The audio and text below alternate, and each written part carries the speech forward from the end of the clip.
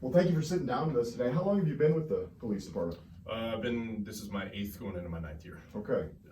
We're here to talk about this idea of officer-involved shootings and the administrative leave that comes with it afterwards. Sure. You yourself were involved in an OIS in 2017, is that right? That's correct, yes. Can you take me through that process? Yeah, so once you're on scene there, you're taken back to the police department where you go through and you're sat in a room, you give a public safety statement, and then they do your toxicology reports or do your toxicology stuff, so your screenings and that, and then from there they send you home. You're put on administrative leave from there, and that at minimum is usually a 2-week period. When we hear this phrase administrative leave, before that had happened to you, did you know kind of what went into it? Had you talked to other officers on staff who had gone through this? Yeah, when I initially started as an officer, we have a training program we go through there, and we explain the process of what happens there. So I was pretty familiar with what we were going to do. Can you talk to me about your experience with your own OIS and just take me through the actual event that happened and kind of where your mind was at during and after? Yeah, it's like specifics on the shooting itself, or yeah, not necessarily. I mean, you don't have to go into specifics, but if you can, I mean, that'd be great. Just basically taking me through the event and just kind of how you're feeling during that process, and then what your administrative leave time was like after that. Sure. Yeah, so when you're involved in an event like that, and myself specifically, and I've learned this over time, is that your body basically goes into a fight or flight area, and that's where your body's getting adrenaline and cortisol put in. Those hormones are pumped into your body, and it shuts down a large portion of your body. Your fine motor skills are gone, so it's almost like you're almost in like a dream. Not that you're in a dream, but it's your most of your body's shut down. I mean, the frontal cortex of your brain is taken, is shut down so that your body can protect itself.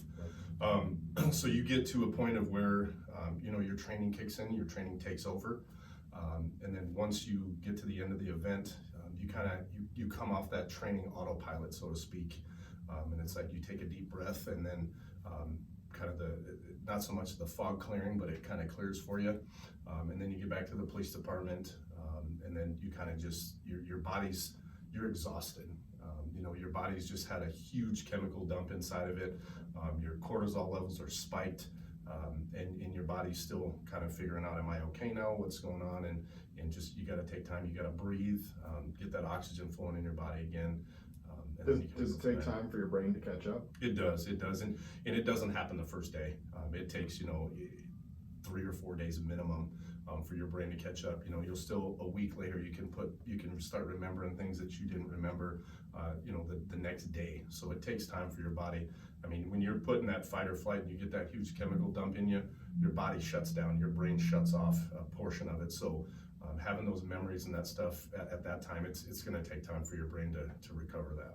That first little bit of leave, do you just try to take it as easy as possible? Try to put yourself in a calm state? I mean, what did you do?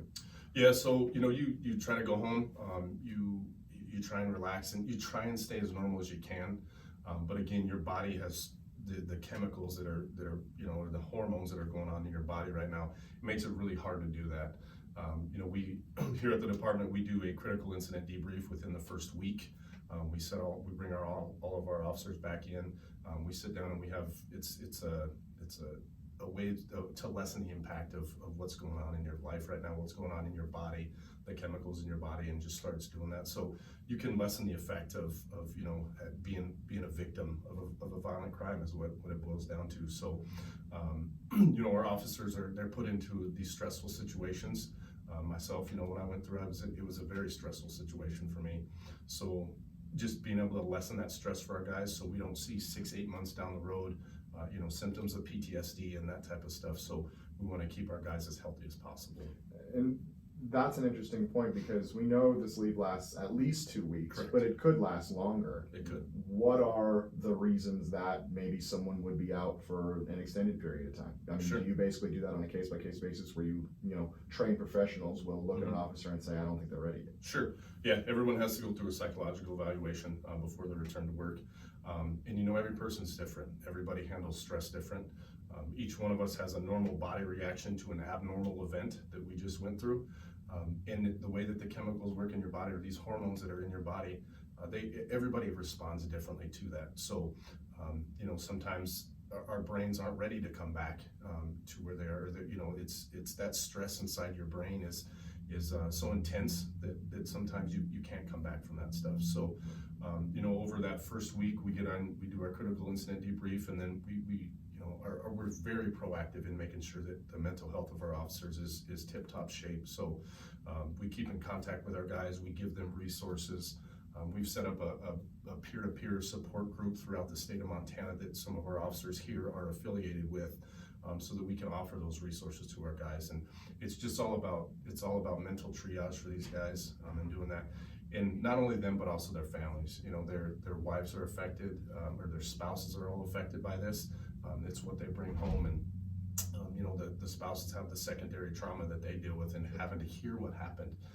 And a lot of times they don't know how to deal with it, or what their officer's going through. They see, he comes home and he doesn't want to talk, he can't hear and do this. Well, when you have these, this amount of cortisol that's dumped into your system, you have an auditory exclusion, so you can't hear things that you would under just non-stressful levels. Well, you're still in that time now to where your cortisol levels are so high that you can't hear anything. So it's not that you don't want to listen to your spouse or be caring or that. It's you physically can't. It's the physiological what's happening inside your body right now. Can I ask, did anything like that happen to you? It did, yeah. I was numb for a long time. I couldn't, that time with me, I didn't go the right way that I should have initially. I didn't reach out. I talk. It's, the law enforcement for a long time has been, once you deal with these incidents, you push it down. You do it inside. This is what you're paid to do, and this is just part of the job. And yes, that's part of it. But at the same time, we're still human beings. We put on this vest and this badge, but we have the same reactions to incidents that other people do. And we have to deal with that because we see it at such a higher rate. Every single day we're out there, we're dealing with everyone on their worst day. We have to go to those things that people don't want to see or pretend that aren't happening. The carnage of a car accident, or the death of an adolescent, or the situation. You put in there a situation where you're involved in an officer-involved shooting. So all those times your hormone levels are up and down, and you're imbalanced with your hormones is what it boils down to. And just knowing that was the piece that I didn't know. I didn't take care of myself the way that I should have initially, which is why we are so at the forefront of this right now, and so proactive in dealing with this with our officers, so that we know what steps to take. We know how to get these officers resources, and we're having those hard conversations that we haven't in the past. A lot of the things that are put in place seem to boil down to, you want to make sure officers know they're not alone. Yes. In this issue and coming back from an issue like that. Is that fair to say? Are those feelings of loneliness pretty standard, especially early on? They can be. Is one of the symptoms of going through this is self-isolation. You want to be alone. You don't. Sometimes you feel like your thoughts aren't natural. Your body's going back through the event. You want to isolate yourself and just be away from people, which is it's a red flag when that happens. And that's one of the things we keep in contact with our guys. And me being as one of the heads of our mental health program here at the department, I make sure I'm in contact with those guys at a minimum once a week. And do that. You don't want to overstep, and every single day you're doing that, or even put them in a position where they think something's wrong, because they're not. Everything that they're feeling, everything that's coming out, that's all natural. That's your body reacting to that, again, that abnormal event that happened or you were put in. So we make sure that that they're not alone. We have great groups of friends here, and that everybody kind of is getting real close and making sure we're taking care of each other. We have to police each other in that way and make sure we look for some of the warning signs if they're to pop up. Sure. I'm just going to reset my shot real quick. Thank you for everything there.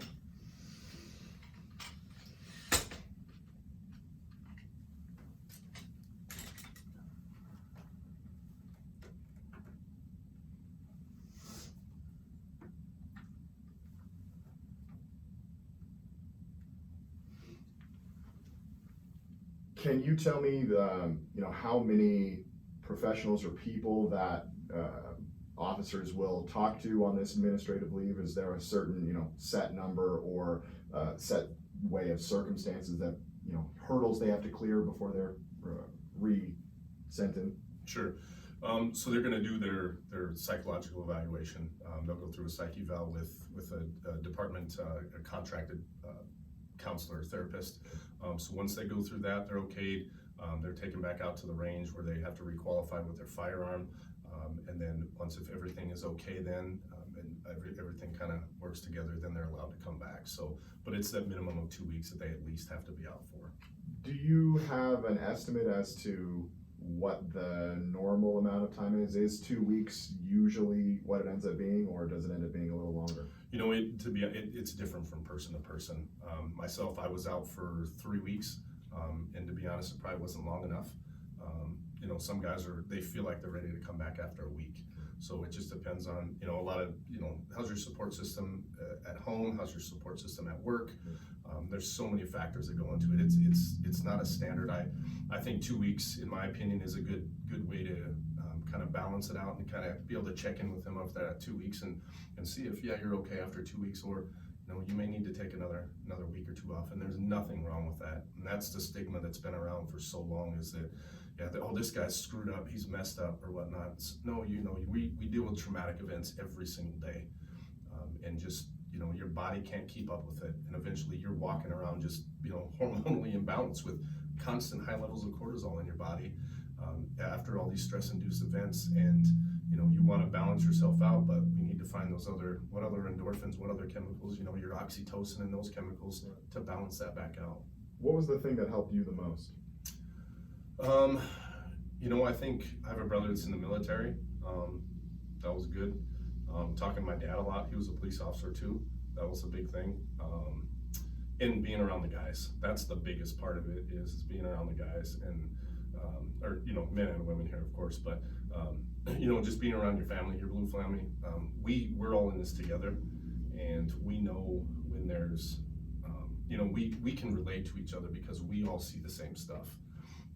And it's hard to, relate in the fact of, I can talk about a car accident I was in and, this and that, and going to talk to just your, the accountant down the street. He's not going to understand it in the same way that I do, because he didn't see that, he's never been there. He's never been put in that situation before. So just having a good family support system, and reaching out, I'm not afraid to admit it. I still go see a counselor.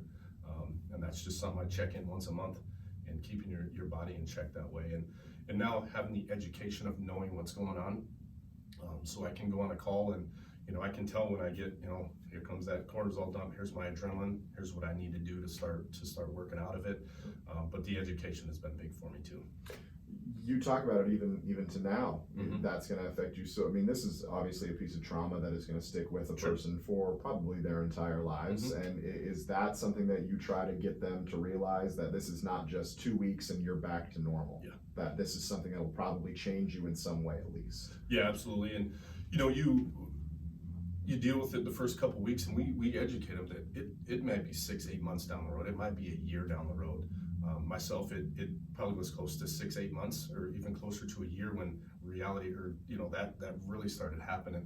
Your brain creates a neural pathway every time that there's a new memory or some type of trauma in there, and we have to retrain ourselves that instead of your brain going to the negative side of it, thinking, oh, this is another traumatic event, we have to start working that to where there's a positive out of that. So, myself, I carry around a video I've just recently started working with a recorder of my kids' laughter. And every time I'm put back in, any type of traumatic situation, I can pull that recording out, and then I just listen to that. So that's something that I've learned from some of the classes I've taken, and doing that. That's been a huge impact. And that kind of retrains your brain that, I'm going back to a trauma that I was in, but now I have a positive side of it. So now if I ever go back, then I can, all of a sudden I start hearing my kids laugh, and who doesn't love a kid's laughter? So it puts you in a good spot. Yeah, it gives you a lot better of a chemical balance. Absolutely. Inside. Absolutely. Yeah. I think that's all I had. Thank you so much, sir. Yeah, I really appreciate your time. Thank you.